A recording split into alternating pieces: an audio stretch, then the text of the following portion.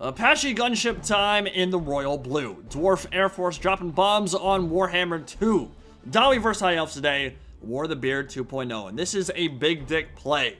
No question about it. There's a very good chance if you go heavy in the gyrocopters or the gyro bombers against the High Elves, Moltres or Articuno or a dragon are going to come along and they're going to spoil the fun. And even if they don't, they still have archers and bolt throwers and Alith and Anar the Shadow King to snipe you out of the sky. So it's pretty risky, but that is exactly why they can be so good in this matchup. Because people don't expect it. And if you don't expect a Dawi Air Force, that is when they get to drop 150mm shells from the thunderheads above. And bombs hurt a lot in Warhammer 2, especially when you're talking knife ears, who love putting their elites in these super dense blocks so they can get exploded and lose their martial prowess in 5 seconds. So the Gyro Bomber is a really weird unit. Barely any HP, super squash, but it has 11 bombs that are pretty mean to infantry. And the main gun has a surprising amount of damage against single entities, so has a decent amount of utility, plenty of killing power if you can keep it alive. Know all about gyrocopters with brimstone guns now, plus 15 bonus versus large. Their bombs are pretty damaging, and they're not a meme unit at all. They're one of the highlights of the Dwarf roster. Got a bunch of miners on the left flank, Ungrim Iron Fist in the back, a cannon, Gotrek, and a runesmith with a couple of dwarf warriors with great weapons. So you can tell right at the start, this is all about the gyrocopters. Now, super spicy hot take here. Alith Anar is annoying for the dwarfs to deal with. They don't have great options for shutting him down, which means he can park himself on the flank of elite infantry and fire down the length for a bunch of collateral no-scopes that would make Zergriz jealous, or you can just kick back with a joint and snipe all your characters. Swordmasters are brutal in this matchup to the Dawi, but I want to talk about the Ithalmar Chariot. I do not like this unit at all. If you want to bring this, don't bring a noble on a chariot. You're going to get way more value for the cost. It just doesn't do well because it has a low AP split. If it had more armor piercing, would probably be pretty decent, but because it doesn't have a lot of AP, it just doesn't hit that hard. AP and charge bonus are the two things you want in your chariot. It has the charge down with 70, but the AP is just bad, and so it doesn't do a lot of damage, which is what you want against the dwarfs. It's what you need to get through all that armor. So the only thing I think this army is maybe lacking are some nobles on chariots. White Lions plus Swordmasters combo is a tried and true method for blending your way through shield walls. And yeah, you can go for a Great Eagle or a Dragon, but the Shadow King is a beast for sniping gyros out of the sky, so you don't necessarily need an aerial presence. As they're looking fine in terms of army composition, even if the Ithalmar Chariot isn't my favorite pick. But for Hot Ice Cube, it's pretty clear. He's put most of his eggs into one basket. Royal Dawi Air Force dropping bombs on your moms from on high. So if they get shot down early, there's no way the Slayer characters like Ungrim and Gotrek are going to be able to bring this one back by themselves. So they're going to need to get some serious value out of those bomb drops. That is one way to do it. Just sit right on top, pick out a few of the knife ears, and blast them into the next dimension.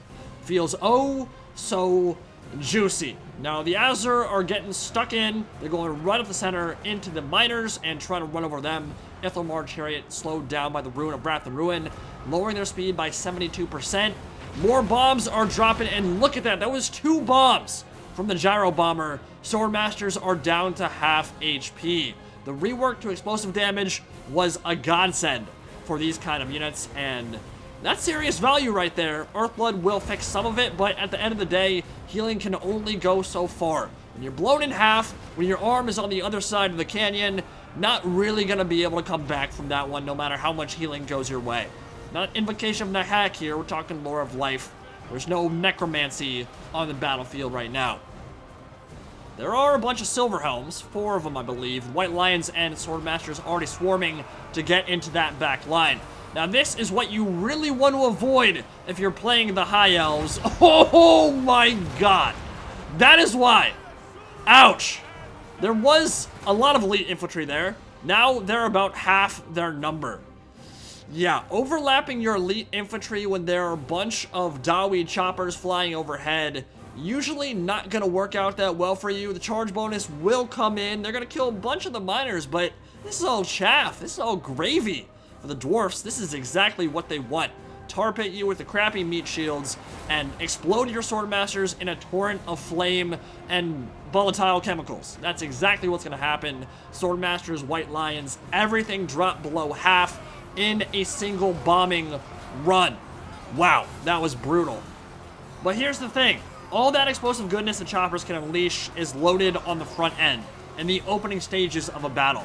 They've got a huge power spike in the early game, but every bomb they drop, every bomb they miss is working towards them becoming more and more useless as the battle goes on. So you gotta make those bombs count, especially with a build like this one. We've already seen some misses. I think the Gyro Bomber already dropped 6 or 7. Maybe 4 of them have been good hits. High Elves are virtually guaranteed to win the infantry fight. They just need to survive against all those bomb drops in the early stages.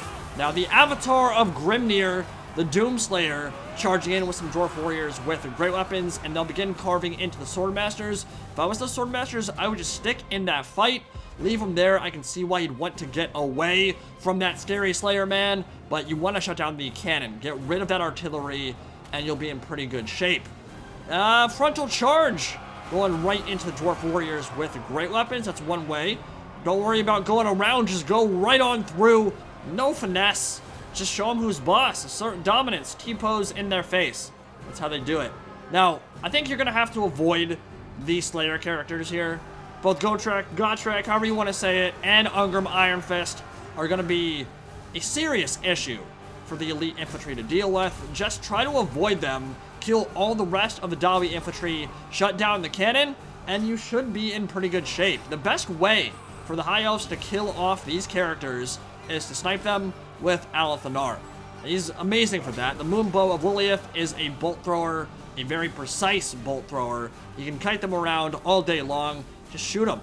Gyro Bombers are beginning to run out of ammunition here. Gyrocopters don't have a lot. I believe the Gyro Bomber is pretty much out of all of his bombs by this point.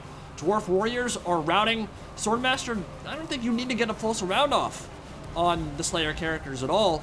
Just ignore them. Earthblood will help out for sure, but just get into the back line, get rid of the Dwarf Cannon, and should be in pretty good shape. And I think the High Elves are taking a lead here at this point, but their Swordmasters are getting pounded by the Air Force. Those Brimstone guns might have a plus 15 bonus versus large, but at the end of the day, they've got enough missile damage to destroy White Lions and Swordmasters of Hoeth. And you can see they're beginning to feel the effects, covered in their own blood. Hot ice cube making them feel the pain for every inch of ground they try to cover. And that royal blue Dawi Air Force is seriously making a gigantic impact on this game. Ungrim, though, I guess he was surrounded by Swordmasters and White Lions for a while, and that will do a number on you. Gyro Bomber is back, firing with that 1100 missile damage, which is better for single entities, but it can still do very well against the archers and trying to get rid of some of them. Swordmasters are fighting the Dwarf Warriors in the back, and Ungrim Iron Fist is very close to death as the Silver Helms look to touch down one more time. These Swordmasters, they've gotten plenty of kills, but they've struggled. They have struggled to get into the rear here, and still, stout-hearted Dawi are holding the line, pushing them back, and giving the Gyrocopters the time they need to fire. The Earthblood game from the High Elves has been good. It supported them well, but Swordmasters are routing, Silver Helm's down to half HP, and the rest of the elite infantry for the High Elves has been pushed backward, and somehow the Dwarfs are going to end up winning this infantry engagement. But even with that said, Bounce Bar is in the favor of the Azure. Shadow King clone bouncing forward, just trying to tie down Ungrim, who looks like he's about one shot from death. Moonbow of Lilith will look to snipe him out, and indeed, Alith Anar, the Shadow King, with his bow of Nagaraith, will find the heart, the fire-roasted mohawk of the Slayer King, and the leader of Karak Kadrin. That's a Grudgeon. That's a Grudgeon indeed. He's out of the fight now, which will leave the Runesmith and Gotrek Garnison, the only two left alive. Choppers coming in, and this is where they can kind of get useful. They can be very good for shutting down archer units, chopping their heads off with those spinning rotors up top. They call them gyrocopters for a reason. The gyro stabilizers can be doubled in melee for some brutal close quarters effectiveness. Their stat line is actually pretty terrible. I think it's like 30 melee attack, 6 melee defense, but it can be good enough to kill archers off, and that is one way to shut them down. Now the Life Mage in the rear still trying desperately to finish off the cannon and almost routing an entire section of the Dawi defense. They might struggle to kill her without any support from characters back there. Ithelmar Chariot completely tied down by 2 gyrocopters, and Alith Anar is running. does not have a lot of ammunition left, maybe 2 more volleys. So it's a foot race between an HP bar and an ammo bar, and quite literally a race to the edge of the map as Anar runs the hell away from the avatar of Grimnir. The Life Mage is going off with a handful of living white lions. Swordmasters, they look like they're about to rout. And a Shadow Clone will tie down the avatar of Grimnir as he gives chase. And looks like the Shadow King is indeed out of ammunition. Gyrocopters are on the hunt now. They should be able to knock him over and give that Slayer a little bit more time to come in. Silverhelm's also trying to run him over. Gyro's gonna miss their charge, but it doesn't matter.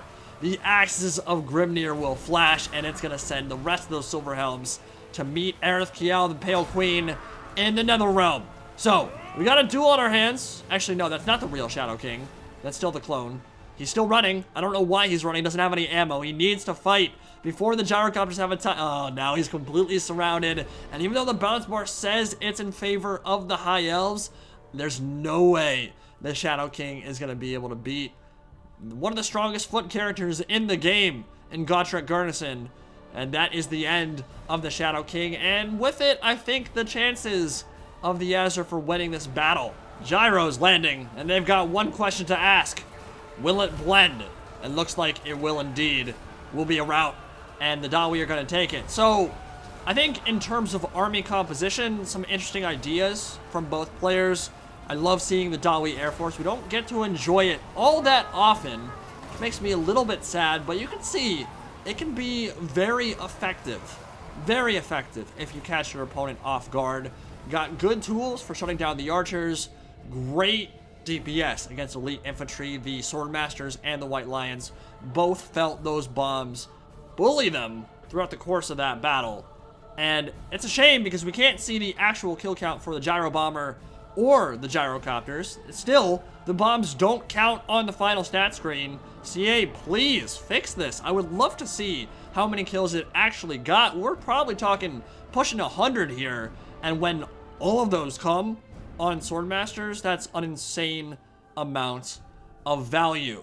Now, it's easy to look on it back and say, okay, maybe a Great Eagle would have been useful. I think it's reasonable to assume that a Dawi player might bring 2 Gyrocopters with Brimstone guns in this matchup, so having a Great Eagle would be useful just to push them backwards, and because it's good for shutting down regular play like Thunderers and Quarrelers and Rangers and all those other units that you might also see in the High Elves matchup. So I think a Great Eagle could have been useful for sure. Alith Anar did not get a lot of kills, but don't let that underestimate the impact he had. He was sniping characters all game long, sniping some gyros out of the sky as well. Didn't kill a lot of them, but still was, I mean, the Shadow King is good. He's good in this matchup. There's no question about it. He didn't have elite infantry to kill, so he wasn't going to be shooting into the infantry at all. I think he made a pretty big impact on that game overall. I think the biggest issue Silver Eminence ran into was getting blobbed up, and we've seen time and again how you can get punished pretty hard. There's a lot of stuff in Warhammer 2 that is designed to make you sad when you make a little micro mistake and maybe overlap your elite infantry a little bit too much. And I think the big game-changing play there, and it was really well capitalized on by Hot Ice Cube, was to get the Gyrocopters and the Gyrobombers all lined up on that group of elite Azure infantry, blew it all to hell with a bombing run, and you saw Swordmasters and White Lions go from full HP down to half. The fact that it took so long to get into the Dwarf Cannon, put the nail in the coffin for the High Elves there, was a fun game. GG to both players.